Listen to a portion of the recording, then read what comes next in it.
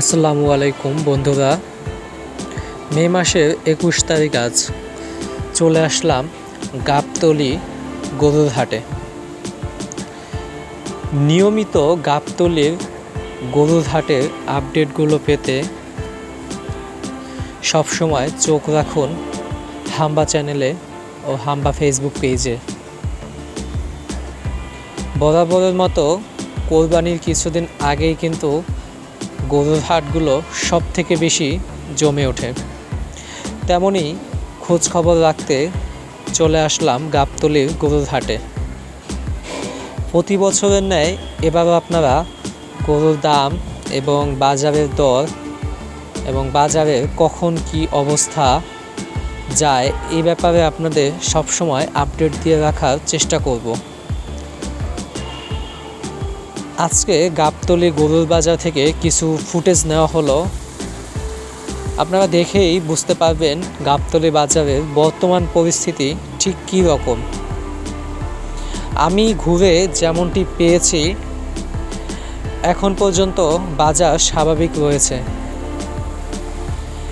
এবং গাবতলী ঠিক একদম সামনের দিকে বাজারের একটি বিশাল গেট তৈরি করা হচ্ছে, যেটা প্রতি বছরই তৈরি করা হয়।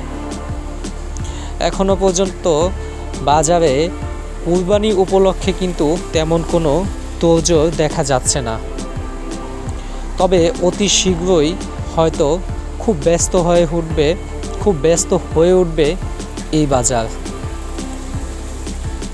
আপনারা সবাই চাইলে এই বাজারে এসে ঘুরে ঘুরে গরু দেখে শুনে কিনতে পারেন।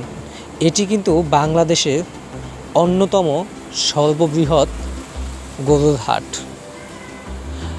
ঢাকায় যারা কুরবানি দিয়ে থাকেন তাদের খুব পছন্দের একটি হাট হলো গাবতলী গরুর হাট। এখান থেকে খুব সহজে সব জায়গায় পরিবহন করা যায়।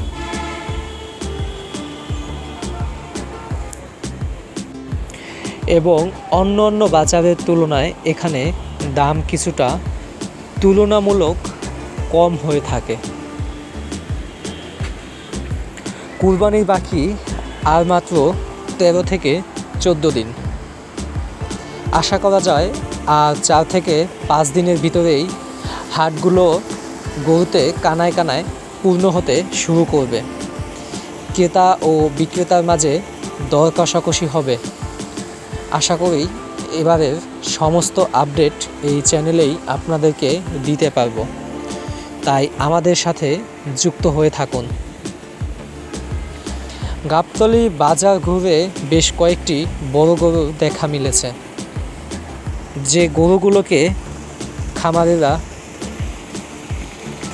ব্যবসায়ীরা এবং খামারিরা কিন্তু খুব যত্ন সহকারে লালন পালন করে যাচ্ছেন।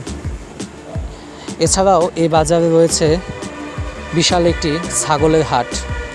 ছোট বড় মাঝারি সব ধরনের ছাগলই কিন্তু আপনারা এখানে পেয়ে যাবেন।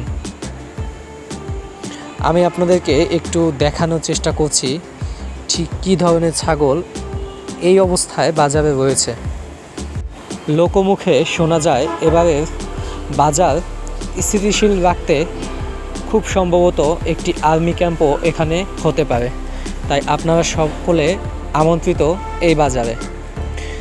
সবাই দোয়া করবেন এবং হাম্বার সাথেই থাকবেন চ্যানেলটি সাবস্ক্রাইব করে।